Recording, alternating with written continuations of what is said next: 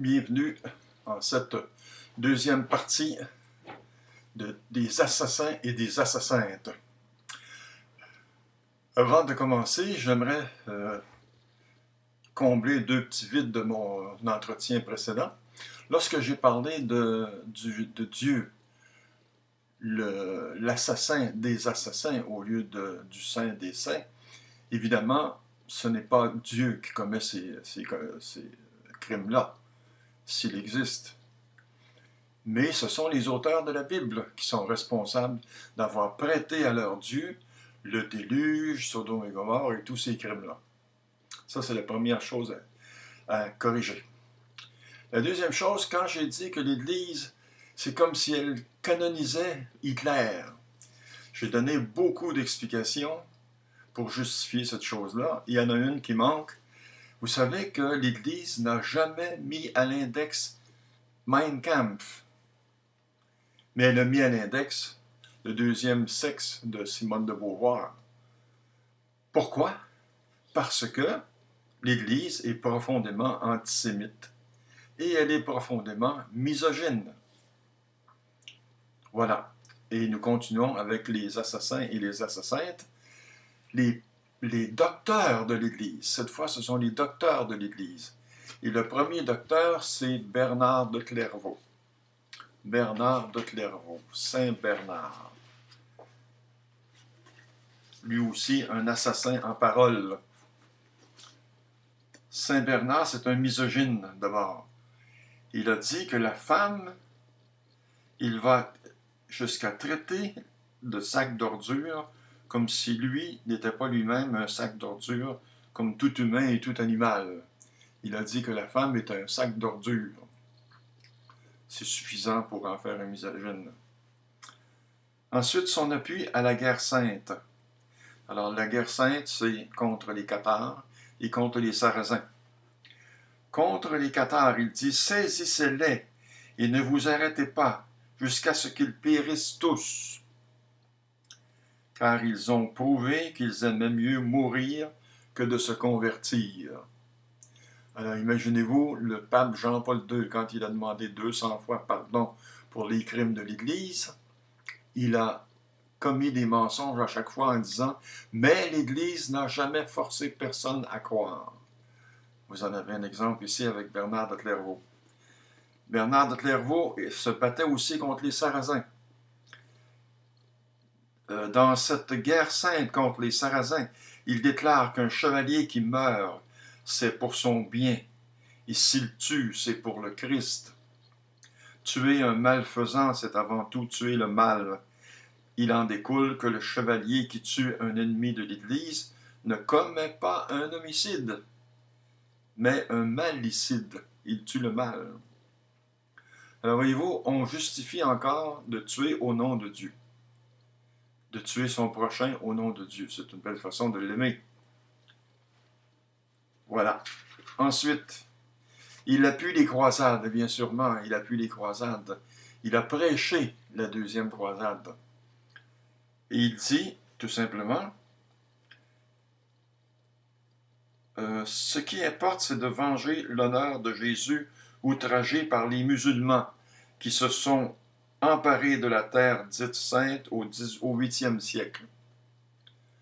Alors il faut se venger contre les musulmans.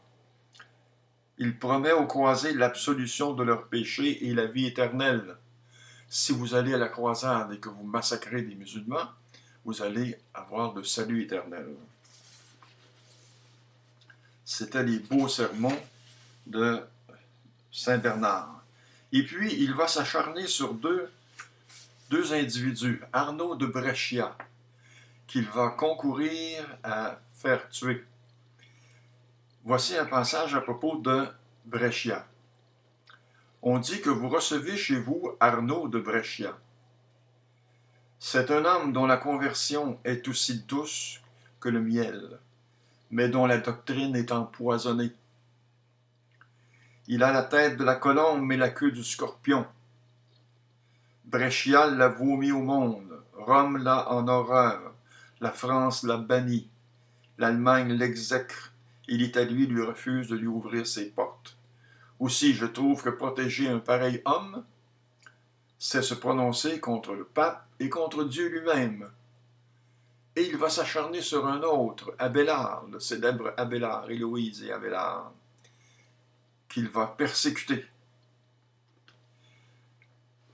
C'est un adepte de l'Inquisition aussi. C'est un contemporain de Dominique, presque. Alors, on va voir Dominique tout à l'heure, Dominique Guzman. La preuve est faite, ils aiment mieux mourir que de se convertir. Ce qui les attend, c'est le bûcher. Ce qui les attend, c'est le bûcher. Et encore, mieux vaut contraindre les hérétiques par le glaive que de tolérer leur ravage. Contraindre les hérétiques par le glaive. Encore le recours à la force. Nous avons vu dans M. Jésus que Jésus permettait le recours à la force et même à la torture. Alors voilà, il est un adepte de la persécution par l'Église. Le soldat de Dieu donne la mort en toute impunité. Si vous vous battez pour Dieu, vous pouvez tuer, vous pouvez torturer, vous pouvez faire ce que vous voulez. Vous faites le bien. Il la reçoit avec l'assurance de la félicité céleste. S'il meurt pour son Dieu, c'est finalement pour son bien à lui. Et s'il tue pour son Dieu, il ne se comporte pas en meurtrier, mais comme un justicier tuant un criminel. Car c'est un acte criminel que de ne pas croire en notre Dieu. En notre Dieu, c'est un acte criminel. Alors vous voyez, aujourd'hui on reproche aux musulmans d'exécuter, de lapider les apostats. Eh bien, les chrétiens étaient comme ça au XIIe siècle. Au XIIe siècle et pendant toute l'Inquisition. Ils tuaient les apostats. Et on n'avait pas le droit de quitter l'Église catholique. On n'avait pas le droit de quitter l'Église. C'était un crime. Mais il va être le défenseur des Juifs. C'est un bon point pour Bernard. Ni les anges, ni les apôtres n'approuvent le meurtre des Juifs, dit-il, et écrit-il. Et encore, ne touchez pas aux Juifs, ils sont la chair et les os du Seigneur. Alors, enfin, voilà un défenseur des Juifs.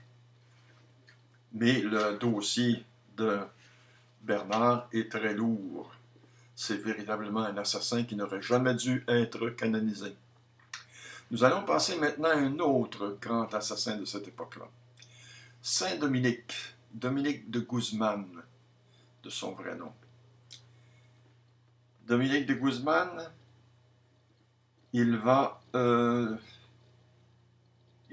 poursuivre les Albigeois d'abord.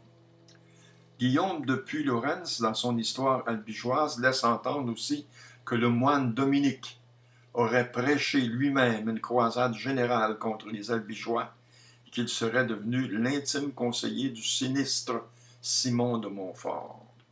Alors, vous savez, Sœur Sourire, qui chantait Dominique, il ne parlait que du bon Dieu.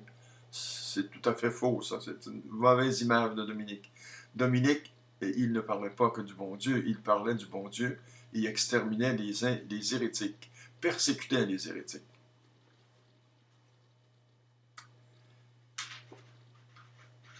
Dominique, il ne faut pas oublier qu'il a fondé les Dominicains. Et les inquisiteurs à 90% étaient des Dominicains. Donc, il est responsable indirectement de tous les crimes commis par l'Inquisition et par ces Dominicains. Il y a une bisbille à propos de dire que Dominique est le père de l'Inquisition. Alors, on dit qu'il n'est pas le père de l'Inquisition parce qu'il est mort avant l'Inquisition. L'Inquisition officielle, l'Inquisition de 1903, établie, instituée au XIIe siècle. Mais l'Inquisition a toujours existé dans l'Église.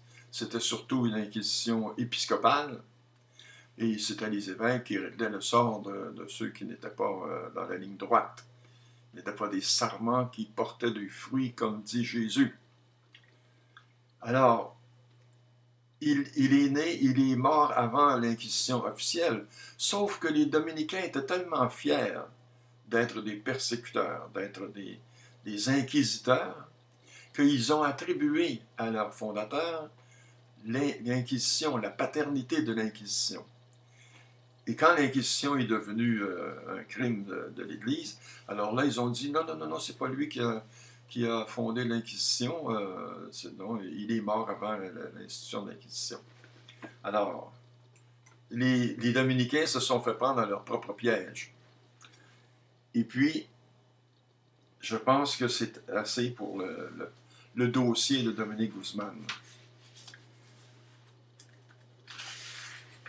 Nous allons passer maintenant à Saint Thomas d'Aquin. Saint Thomas d'Aquin, voilà, Saint Thomas d'Aquin.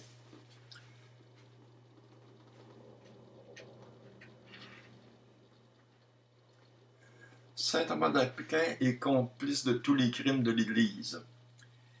Pour Thomas d'Aquin, le fait de quitter la foi chrétienne constituait un crime méritant la mort. Alors un autre de cette époque-là qui considérait l'apostat comme un crime qui méritait la mort. Ensuite, il était en faveur de l'esclavage. Selon Thomas, les enfants de mères esclaves sont des esclaves. Donc on est esclave de mère en fille et de fils en mère et de père en fils. À leur tour, même s'ils n'ont commis aucun péché. Mais les esclaves n'étaient pas esclaves parce qu'ils avaient commis des péchés. Ceux qui commettaient des péchés, c'était des esclavagistes. Ah, j'oubliais le péché originel, que c'est bête, ça vient avec la naissance. Ça, c'est moi qui écris ça, et vous vous rappelez ce que j'ai dit de Saint-Augustin et du péché originel, qui expliquait, soi-disant, l'esclavage. Il est antisémite. Il préconise le port de l'étoile de David, Thomas d'Aquin. Et nous allons voir que Saint Louis, le fameux Saint Louis, Louis IX, va aussi imposer le port de l'étoile de David. Alors ça, c'est bien avant Hitler. Les chrétiens ont été des précurseurs d'Hitler, si vous voulez. Il interdit aux chrétiens des mariages mixtes avec les juifs. Il interdit aux chrétiens d'emprunter de l'argent aux juifs.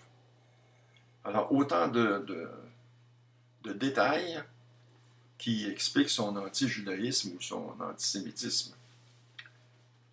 Jean-Paul II a reconnu lui-même que Saint-Augustin et Saint Thomas d'Aquin ont accepté et cru justifier le principe inquisitorial de la persécution religieuse parce qu'ils ont été conditionnés par leur contexte historique, culturel, qui en l'occurrence était une structure de péché, obscurcissant la conscience morale non de l'Église, mais de leur milieu historique.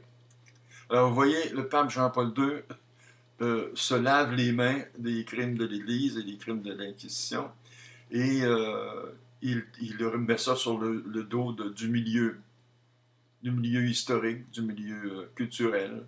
C'est la faute des autres, c'est la faute du milieu. Mais le milieu, c'est un milieu chrétien qui a été façonné de A à Z par l'Église. Donc, tout ce qu'il y avait de fanatisme dans la population chrétienne, ça venait de l'Église. L'antisémitisme, ce n'est pas les gens qui se levaient le matin et qui devenaient antisémites. C'était quelque chose qui était prêché par l'Église. Alors voilà, il était un misogyne aussi. Alors il a dit des choses sur la femme. Il a dit, Thomas prétend que les enfants doivent aimer leur père plus que leur mère. Mais imaginez-vous. Il considère que la femme est une ratée de la création. Et même, il dit à un moment donné, un monstre de la création. Il dit que la femme a une âme moins parfaite que l'homme. Il dit que l'homme a plus de raison que la femme. Ah là là. Il en affirme des choses, des affirmations gratuites, sans aucune preuve, sans aucune démonstration, sans aucun argument. La femme a besoin du mâle non seulement pour engendrer, mais aussi pour gouverner sa famille. Car le mâle est plus parfait du point de vue de la pensée rationnelle et plus fort dans ses pouvoirs. Voilà ce que dit saint Thomas d'Aquin dans la Somme contre les gentils, chapitre 3. Vous trouverez dans le livre toutes les références. Et voilà pour ce cher Thomas d'Aquin. Il était aussi pour l'esclavage, je l'ai dit. l'esclavage des Juifs, pas l'esclavage des chrétiens. Un chrétien ne pouvait pas être esclave, mais les Juifs pouvaient être esclaves facilement des chrétiens. Alors voilà pour cet assassin de saint Thomas d'Aquin. Maintenant, Bernardin de Sienne, c'est un docteur de l'Église aussi. Et c'est un tueur de sorcières. Claudia Rendina nous présente un Bernardin chasseur de sorcières. Bernardin de Sienne parcourt l'Italie septentrionale et centrale en prononçant des sermons au cours desquels il dénonce des sortilèges et les superstitions des sorcières qui sont capables de se transformer en animaux et de voler comme des démons. Alors vous voyez les deux dernières choses, des femmes qui se transforment en animaux et qui volent comme des démons, c'est vraiment du n'importe quoi.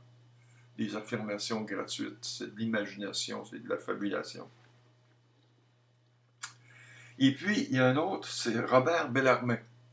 Robert Bellarmine, c'est un cardinal qui a été le principal avocat pour accuser Bruno, Giordano Bruno, et qui a concouru au cours de 7 ans de procès, il a concouru à le faire condamner et à le faire brûler sur la place de Rome. Alors, il est responsable de la mort de Bruno. Il a aussi été le bourreau de Galilée. Il a persécuté Galilée. Et ce n'est pas une façon d'aimer son prochain que de persécuter son prochain ou un personnage quelconque, comme Galilée. Alors voilà pour ces pères de l'Église, ces docteurs de l'Église. J'en ai pris seulement 4, et il y en a plus, on pourrait dire bien des choses sur. On va passer aux assassins papes. Il y a eu des papes canonisés et qui étaient des assassins. D'abord, ils sont nombreux. On dit qu'il y a à peu près une 50aine de papes qui ont été canonisés. Alors pensez-y, ces papes-là ont accepté l'Inquisition et la chasse aux sorcières pendant 700 ans. Pendant 700 ans, aucun de ces papes ne pouvait être canonisé, parce qu'ils étaient tous des assassins. Ils faisaient tuer, ils faisaient torturer, ils faisaient pratiquer l'esclavage, et ils combattaient les sorcières. Alors, aucun pape n'a pu être canonisé, et ceux qui ont été canonisés, ce sont des criminels. Je ne veux pas parler de tous les papes qui étaient criminels, je vais parler de quelques-uns. Le premier, c'est Urbain II, le père des croisades. Urbain II lance les croisades. Alors, on ne peut pas dire là, que c'est des rois qui ont lancé ça. C'est le pape lui-même, Urbain II, qui va être responsable de toutes les tueries commises par les croisés.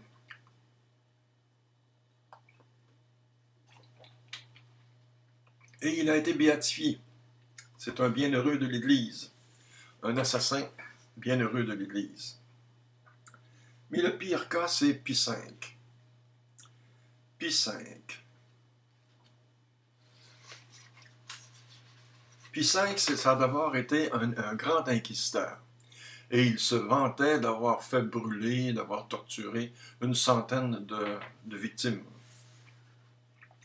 Et pendant qu'il était inquisiteur, il a dit ceci, qu'aucune considération humaine ou divine ne vous arrête dans la sainte voie où vous êtes entrés.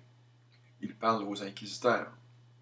Torturés sans pitié, tenaillés, déchirés sans miséricorde, brûlez impitoyablement votre père, votre mère et vos frères et vos sœurs, s'ils ne sont pas aveuglément soumis à l'Église catholique, apostolique et romaine. L'important, c'est d'être soumis à l'Église. Et vous voyez les beaux conseils qu'il donne en tant que grand inquisiteur. Et ce grand inquisiteur-là va être élu pape. C'est incroyable. C'est incroyable. Il va prendre le nom de Pie V.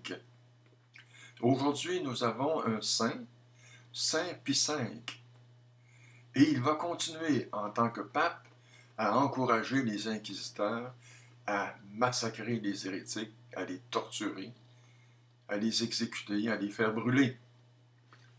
Et quand il était pape, il a dit ceci: soyons inexorables, point de pitié, point de merci pour les hérétiques. Mieux vaut anéantir la génération présente que de céder l'erreur aux générations futures. Ça, c'était le pape Pie V qui parlait, là. Vous imaginez? Il invitait les inquisiteurs à massacrer, et même il parle d'une génération entière. Il va être aussi la terreur des blasphémateurs. Voici ce qui arrive avec les blasphémateurs. Le 1er avril, Pie V statua que les blasphémateurs qui s'étaient rendus coupables une première fois devaient être torturés, tandis que ceux qui récidivaient devaient être fouettés et envoyés sur les galères papales. Une troisième offense était punie d'une perforation de la langue. On va voir avec le fameux Louis IX, Saint Louis, patron de la France, que lui aussi va faire un édit pour couper la langue et les lèvres des blasphémateurs.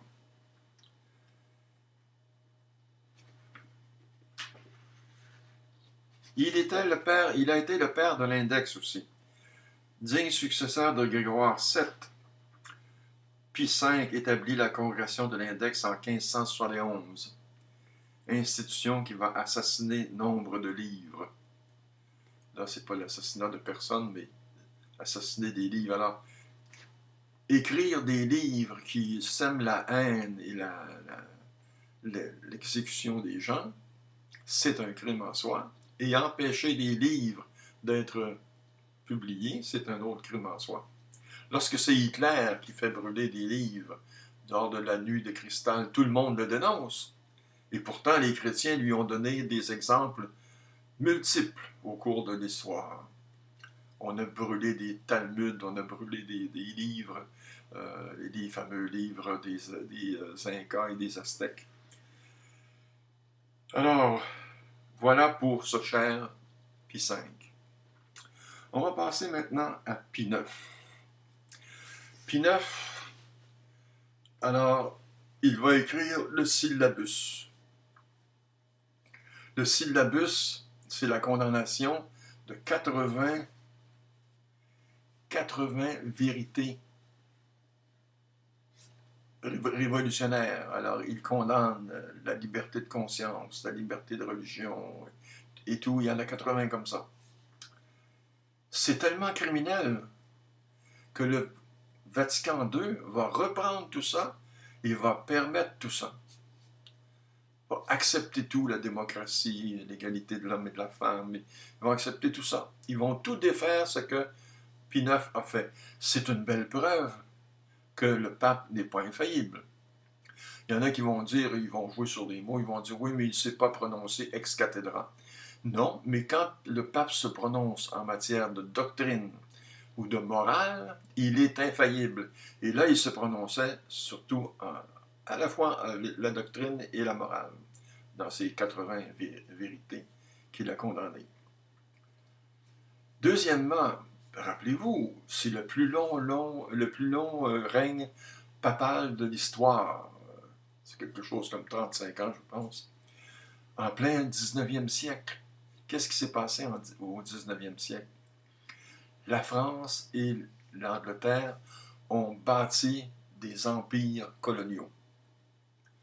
Ils ont bâti ces empires coloniaux-là en volant les territoires des peuples, en les soumettant en esclavage ou aux travaux forcés, en s'emparant de leurs richesses. Et s'ils se révoltaient, eh bien, c'était les massacres. Donc, les chrétiens multipliaient les crimes. Et jamais Pie IX n'a condamné les colonialismes chrétiens. Il aurait dû dire aux chrétiens, arrêtez, c'est absolument criminel ce que vous faites. Non, il aimait mieux s'occuper de l'Immaculée Conception ou de l'infaillibilité papale Mais les crimes que ces chrétiens commettaient, ça, il ne disait rien là-dessus. Il ne les voyait peut-être même pas. Pour lui, c'était ces chrétiens qui s'emparaient d'autres peuples et qui les convertissaient. Et, c'était beau, c'était toute beauté. C'était des œuvres pieuses. Quand il massacrait les Noirs, c'était des œuvres pieuses. Et le troisième crime, c'est les Zouaves. Alors vous savez que Pie IX est fait prisonnier du Vatican. Il se constitue presque prisonnier du Vatican parce que les révolutionnaires italiens veulent s'emparer des États pontificaux. Et les États pontificaux, en passant, c'était une fourberie, une tricherie de l'Église depuis, je pense, le 7e siècle, où on a fait croire que Constantin avait un testament et que par testament, il léguait à l'Église les États pontificaux. On a prouvé ensuite que ce testament-là était faux. Et d'ailleurs, l'Église n'aurait jamais dû se rendre propriétaire des États pontificaux. L'Église ne devrait pas être une puissance temporelle, mais une puissance spirituelle. Or, à la Révolution française, l'Église possédait la moitié de la France, la moitié des terres de la France. Alors, Pie IX joue à la victime. Il dit qu'il est prisonnier du Vatican. Et là, il appelle, ô horreur, il appelle les catholiques à venir le défendre les armes au poing. C'est ce qu'on a appelé les zouaves. Imaginez-vous un pape d'une religion d'amour du prochain, une religion de paix, une religion supposément anti-violence, en appelle à la violence. Il dit aux catholiques, venez me défendre les armes au poing. Et le pape aurait pu se rendre à plusieurs reprises. Et en continuant la bataille, il est responsable de tous les morts qu'on a eus, soit du côté des Zouaves, soit du côté des Italiens révolutionnaires. Voilà les 3 grands crimes de Pie IX. Et Pie IX est béatifié. Ou il est peut-être même canonisé, je ne sais plus, là. L'Église hésitait beaucoup. Voilà pour un autre, et ça c'est presque un contemporain. On va passer maintenant à Pie XII. Alors Pie XII, il en a fait plusieurs crimes lui aussi. Son antisémitisme. Vous allez me dire que Pie XII, il était surtout contre les communistes et il se servait des nazis pour combattre les communistes. Et les nazis s'en prenaient aux Juifs, donc il ne disait rien pour les défendre. Mais il aurait dû les défendre. Les Juifs étaient des victimes toutes désignées, là. Il fallait les défendre. Les croyants disent, oui, mais il avait peur des représailles contre les catholiques d'Allemagne, ou même les catholiques de Belgique, de France et de plusieurs autres pays occupés par les nazis. Mais non, ce n'est pas vrai, ce n'est pas un bon argument. Parce que, une fois la guerre terminée, une fois Hitler mort, Pie XII aurait dû expliquer son silence. Or, il n'en est rien. Il n'a jamais expliqué son silence. Il a gardé un autre silence, très très coupable aussi, contre le mouvement Ustashi en Croatie, dirigé par Pavelić. Et au lieu de condamner ce massacre, c'est-à-dire les Croates catholiques ont massacré au bas mot, là, on n'est pas sûr des chiffres, mais 400 000 orthodoxes serbes, et d'une façon atroce. Hein. On a coupé les seins des femmes, on a éventré des femmes, on a pris des bébés et on les accrochait à des crochets de viande, de quartier à viande. C'est incroyable. Non seulement les chrétiens ne peuvent pas faire ça, mais un être humain normal ne peut pas faire ça. Il faut qu'on soit animé d'un fanatisme religieux pour commettre des crimes aussi atroces, aussi cruels. Et ce fameux Pavelić, non seulement Pie XII ne va pas le condamner, mais il va l'inviter au Vatican. Et le pape Jean-Paul II va canoniser Monseigneur Stépinac, qui lui aussi flirtait avec Pavelic et avec les Oustachis. Voilà un autre grand crime de Pie XII. Ensuite, son antisémitisme, j'en ai parlé, oui. Alors, j'ai parlé de tous les 4 grands crimes de Pie XII. Maintenant, on va terminer avec Jean-Paul II. Jean-Paul II, vous allez me dire, Jean-Paul II, ah, il a été canonisé presque de son vivant. Et après sa mort, on criait faites-en un saint, c'est un saint et tout. Mais si vous examinez, vous analysez toutes les décisions de Jean-Paul II, c'est loin d'être le cas. C'est lui d'abord qui a interdit le condom. Si vous interdisez le condom, ça veut dire qu'en Afrique,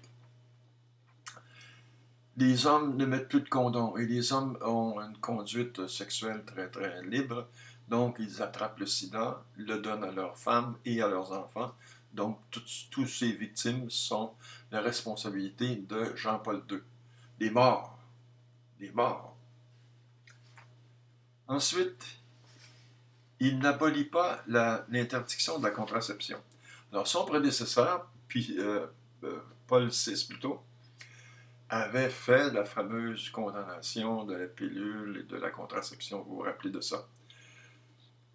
Des millions de fidèles ont quitté l'Église à ce moment-là. Il y avait moyen que Jean-Paul II au moins répare cette gaffe monumentale et permette la procréation. La procréation d'ailleurs qui avait été acceptée par un ensemble de spécialistes. Mais non. Ensuite, il y a Pinochet qui arrive au pouvoir au Chili. Et c'est Jean-Paul II, le Vatican, qui va être le premier à reconnaître Pinochet. Pourquoi? Parce que Pinochet combattait le communisme. Allende était un communiste.